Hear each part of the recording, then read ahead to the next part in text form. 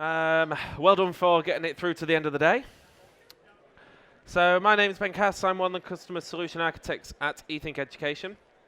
And today we'll just be looking at some of the workplace trends for learning professionals. So a quick agenda, we're just going to do one very quick slide about eThink, the obligatory slide, and then we'll move straight on to the emerging trends. So, missed one out. So eThink is a Moodle and Totoro partner, which means that we provide two open source learning management systems, Moodle and Totoro. This basically means that both headquarters have given us their stamp of approval, which means that we provide high quality service around those two products. We are one of the largest Moodle partners in the world, and we are the Global Partner of the Year 2018 for Totoro. One of our keys to success is our service model, which you may find a little bit later in some of our trends, in that we provide a fully managed service. So we don't just give you a product, put it in, and then leave you to it. We provide that full level of service, so from end to end, we look after you, we'll help you configure it, we'll help you support it. And really, we're an extension to your team. Last little bit then, obviously just some of the services that we provide. As you can see there, we provide hosting, the implementation, integrations, and really within that integration and the discovery phase, we actually deep dive into your requirements and help you provide a solution that meets your requirements. And you'll hear a lot about me speaking about the ecosystem today, and that's one of our big things. In that we like to work with you to build up your learning ecosystem. And that shouldn't just be one product, it should be a suite of things that obviously help enable your company to provide valuable learning and development. So, trend number one, I think you'll all be quite excited about this, is the growth in L&D itself. I hope everyone will agree with me that sort of over the past, probably 10 years ago, maybe even as short as 5 years ago, L&D was always an afterthought. It was never a true department. And now, obviously, that department is becoming bigger and bigger. And now it's fully ingrained within businesses, and that is the trend that we're seeing to happen. And we're going to have a quick look at the 2019 Workplace Learning Report to show some of those stats. And as we can see, it's probably more than a trend. As we can see that now 82% of professionals, or L&D professionals, say that their senior leaders or their executives are actively supporting or encouraging corporate learning. This shows that they really want to invest in their people. It shows that they want to make sure that they keep hold of them, and obviously it's great news for the staff as well, because that means that they are obviously getting some internal L&D. I'm sure if I'd probably had this figure a few years ago, 5 years ago, it'd probably been more like 30–40%.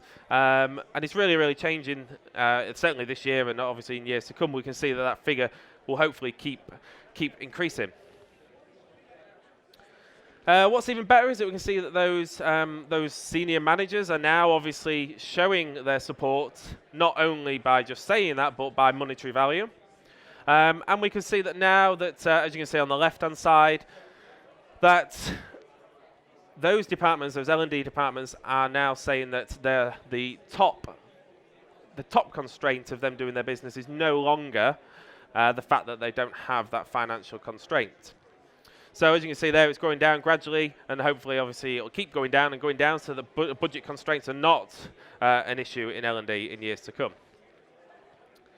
However, obviously, what we can see is that where that budget is being spent, as we can see, is now moving towards online learning. So, as we know, classroom training will always be a part of learning development. It's always got to be there. It's always got a place.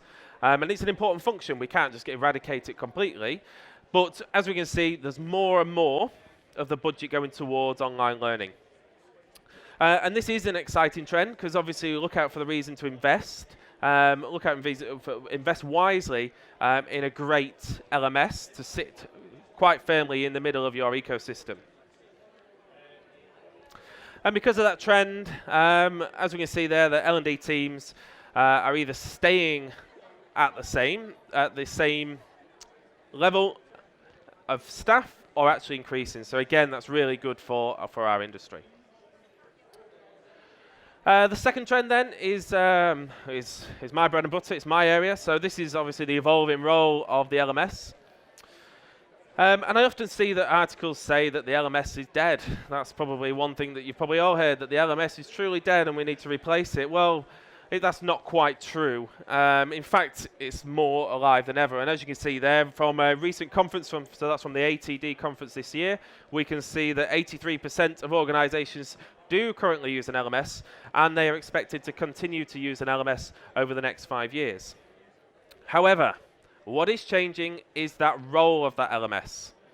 So the platform alone is no longer enough. It's time to think about the LMS as part of our learning ecosystem. So if we show this slide here, we can see the little dinosaur in the corner, and we'll probably show that this is probably an archaic ecosystem, where some kind of proprietary LMS or something that's closed off will sit in the middle of that ecosystem. And basically means that you're forced to use the solutions that are provided by that proprietary LMS.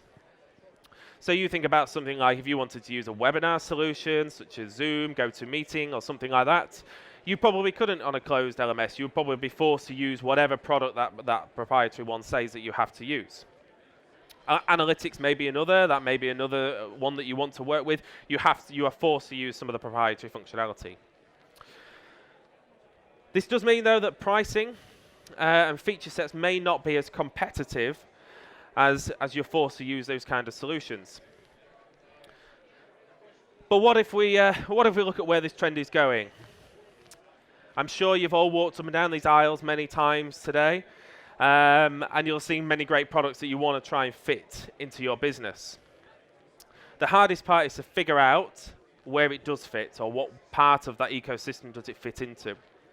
And what happens if you do go down that wrong path? So what happens if you go and buy a product today and it's not quite fit for purpose? Where do you go from there? Well, that's where these come into place. So we are seeing that trend of people moving towards the more open technologies. I'm sure you've probably heard of most of these. Obviously, XAPI, LTI, and SCORM. So SCORM obviously allows us to connect content into our platform. Others obviously allow us to connect in maybe a webinar solution, analytics, LRSs, those kind of things, or even career mapping solutions or something like that.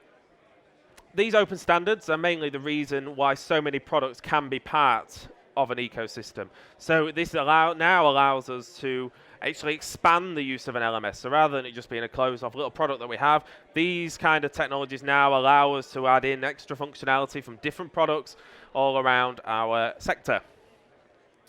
Many LMSs do have this now. This is open standard, so I'd expect every LMS to have this kind of functionality available to you.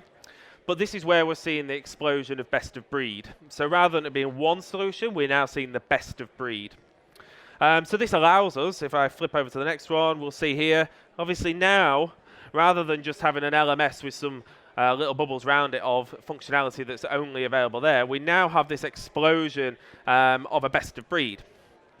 And here at eThink, this is where we actually work with our clients to build out their ecosystem. So we provide that one in the middle, and then we work with partners and we work with organizations, and the same as you guys, you can sit in the middle with an LMS and then work with more partners to build up your ecosystem. So you may have an LMS in the middle, you may be looking at an LXP, for example, or an LRS, or adding some content. This now, by using the best of breed, allows you to plug those things in and have a larger ecosystem for your business. And the reason this is great, let's have a look at a webinar solution. So maybe you go and buy a webinar solution today, product X, you plug it in, you find it works great. In a year's time, or 2 years' time, 3 years' time, when that renewal is up, you might think, okay, well, let's have a look, and their prices have now changed dramatically. This now allows you, because of the best of breed, you can then go and find another vendor for that webinar solution, and then go, actually, we can just unplug that one and plug a new one in. By using those technologies and using this best of breed approach, allows you to do that and save you money where it may be. Also, doing it this way means that you don't have to have that full solution from the start. You then have that ability to grow your ecosystem over time. So that you may start with content or analytics, and then in a year's time you may have a new HRIS system, and you may want to start to plug that in. That allows you to do that without having to have it all set out beforehand. And this one, again, is just the same kind of concept in that you have that best-of-breed strategy for content as well. Being able to do that as part of an ecosystem is highly impactful because it allows you to buy that content or access that content from any provider that you need access to. So rather than saying, okay, I'm just going to pick Go1, for example, you can then go and pick Go1 for certain content. You can then go and pick another provider for something else. It allows you to then expand your ecosystem and expand the use of it. On to trend 3. So trend 3 is all around reporting and analytics. And what we've seen here is obviously the trend for this one is that we're finding out that tracking and analytical data is becoming more granular. So instead of it just being has somebody completed it or not, we're now seeing that more granular data becoming more and more impactful. And the reason we do that is obviously workplace learning is now not just an addition, it is an investment. So for senior managers to look at this and go, okay, I need to put in £20,000–30,000 into my L&D budget, I need to see a return on investment for that. And to do that, obviously it is all about being able to show that benefit. And that's where learning analytics come into play. So learning analytics will obviously be that place where we can actually analyze that data and work out whether we're putting the money in the right place. So it's a little bit like recommendations. A recommendation of courses as well allows us to do that through reporting. And I don't like saying it, but it's a little bit like Netflix, so that you can obviously recommendation engine. However, I am not advocating binge watching lots of L&D content. It's more around the recommendation. So why is it important? So I did touch upon workplace training as an investment there. You can see the cost analysis of that is where we want to be. Companies are now spending more wisely, so we want to obviously use that money in the most relevant place that's fit for purpose at that time. And we need to make sure that the money is spent in the right place. So, for example, if you do have a subject that's well perceived across the business, using that data and that analytical data and that reporting will obviously show you that. So there's no point investing a lot of money in one particular subject area that you've constantly done for years on years on years, if actually we've met the point where all our employees are competent at that subject. You may as well reinvest that money into somewhere else and make sure, and without having that data, we don't have that ability to do that. Obviously, again, we're looking at knowledge checks and we're looking for patterns. So using the reporting and data to look for patterns, to look whether people are failing in the same areas, or if there's a demographic that's failing in the same area, or maybe it's a location, whatever it may be. We obviously can use that data more wisely to ensure that we're giving the relevant training, the relevant content to the relevant audience. So again, obviously, it's just making sure that instead of putting finger in the air and just going, yeah, this is where we want to invest the money, we're obviously using that data now and we're using that reporting to make more informed decisions. And this is where we can obviously bring in like an LRS into the equation. So 3 things that we can analyze our data with. So these are the kind of ways that we're seeing people use that data. So obviously the first one is obviously using custom reporting, so using the tools you already have.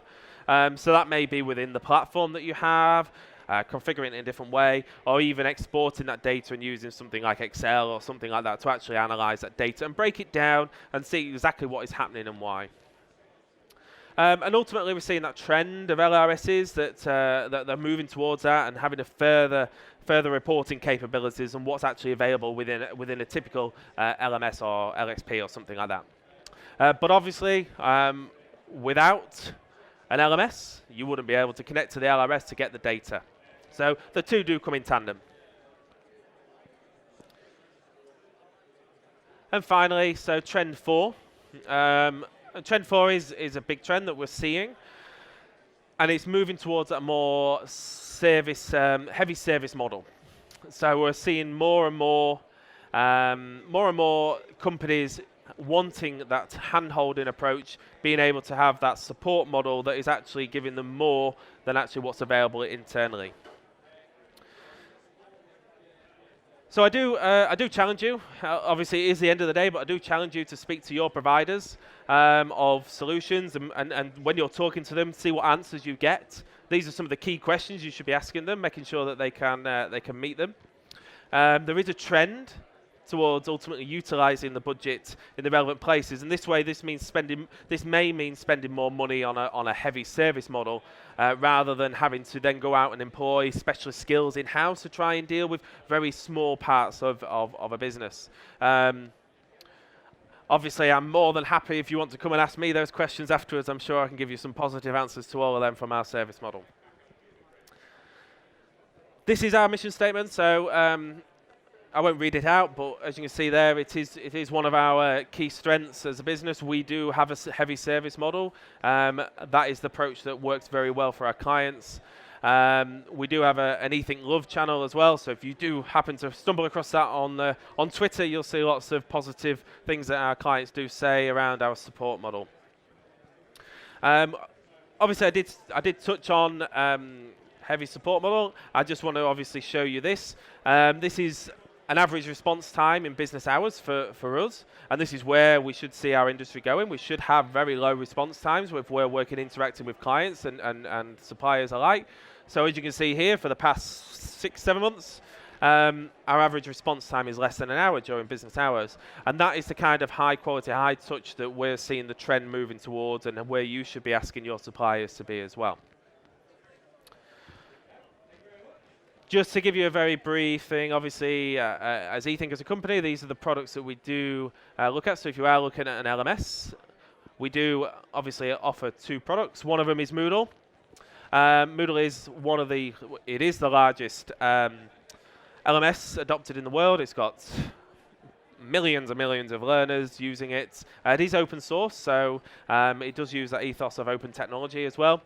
It is community driven, so it allows everybody to have their say in what that product does. You see lots of people collaborating together. It's not a closed off product, so it allows you to adapt and obviously build in those ecosystems that we're looking for. And the same with Totoro as well. So Totoro is exactly the same kind of approach, a different product, more corporate world, so this probably fits nicely in different ways to what we're looking at doing here as well.